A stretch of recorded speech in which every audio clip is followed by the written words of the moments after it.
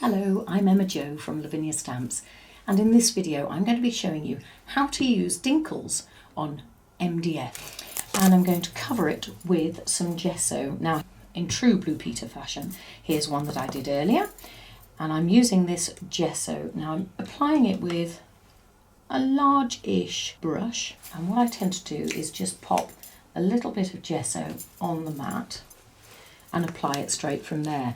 Now I'm going to put this one to one side and just show you the process. Okay, so there's your MDF, and I'm just applying it with my brush. You can use anything to apply gesso. I mean, you can use a smoothie, you could use a brush, you could use your fingers if you felt so moved, but I think you get a better finish either with a brush or a smoothie. So that's all we're doing, a light coverage. Try going in the same direction, it'll avoid you getting too many ridges and lines and things like that. You can encourage it to dry with a little blast from your heat tool. So once you've got a pretty dry surface, and you can see by me touching it that I'm not leaving marks or anything, just apply a second coat. Now I tend to do this going in the opposite direction.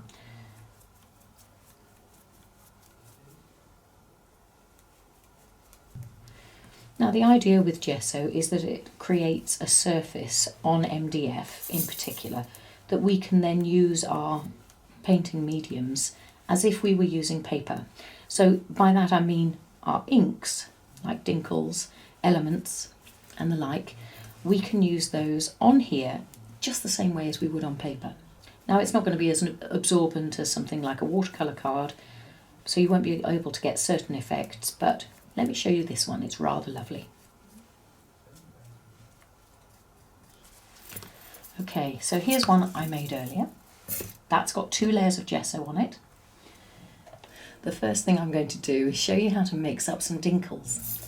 Okay, so just take your pot of Dinkles and with the end of the paintbrush, now what I would say is try and get it so that you can get that paintbrush into the opening at the top. And I tend to do, it's like heaps of teaspoons. They're never exactly the same. 2 to 4. At least doing it this way you don't get too much wastage. Okay, so I've gone with 4 ends of a paintbrush. There you go, it's a technical term from now on. And I'm just going to tip some water straight in to about 3/4 full. There we go. The next bit is lovely because you get to give it a bit of a shake and that helps the colour mix beautifully. That's how I do my colours. But every now and again I want to have a colour that's got a certain twist to it. And in this case I'm going to use some Mica Minerals, and this is the metallic bronze. Okay, so if I just do the same principle,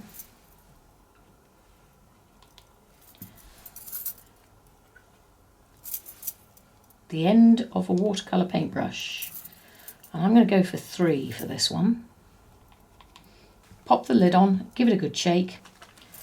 So there we go, that's my yellow.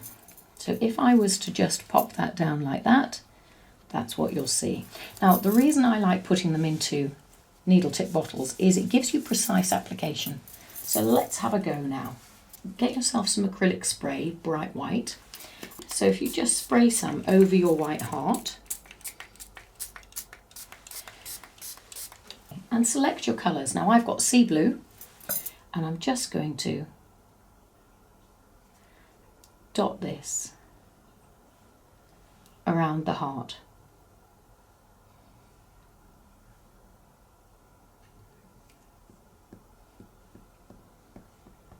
Okay, then let's go for a little bit of pink. Now I know that I've put some mica in this, so I've used pink Dinkles with iridescent violet Mica Minerals, and this is what it looks like. Looks like nothing at the moment, but when it's dry, look at those 2 colours mixing together, aren't they stunning? And let's go for pine green as well. That's not got anything extra in it, it's just the colour. Okay, now I've got some colour on there, so what I'm going to do now is just give this a blast of heat. What we're going to be doing is building up layers of colour. So you keep going now, doing the same thing, dotting down dinkles, heating it, drying it up a little bit, and then adding more colours. And you keep going until you're happy.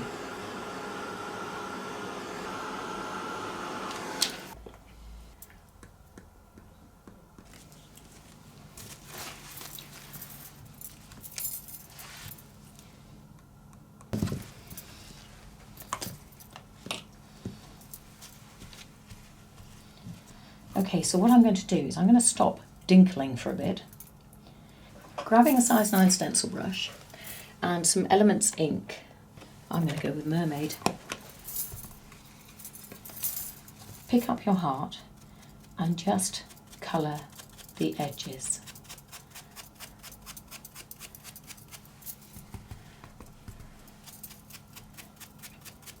So I'm literally doing that with it.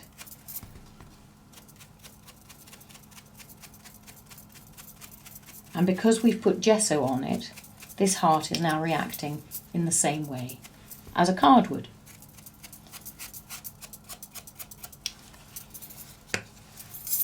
And I think that makes all the difference. So you can finish this off however you want. You can leave it as is, or you could pop something like, I don't know, Gifted and Blessed. Might look quite nice in the middle of there. Or whatever you fancy. So that was Sentiment Stickers 6, Gifted and Blessed. It could be a whole load of little words if you want to do that. That would be great too. Now, if you're going to have this as a hanging ornament, don't forget there are 2 sides to it. So once you've done side 1, you might want to work on side 2. But remember to put something like masking sheet over it when you're working on the other side, because you don't want to undo all the lovely work that you've just done.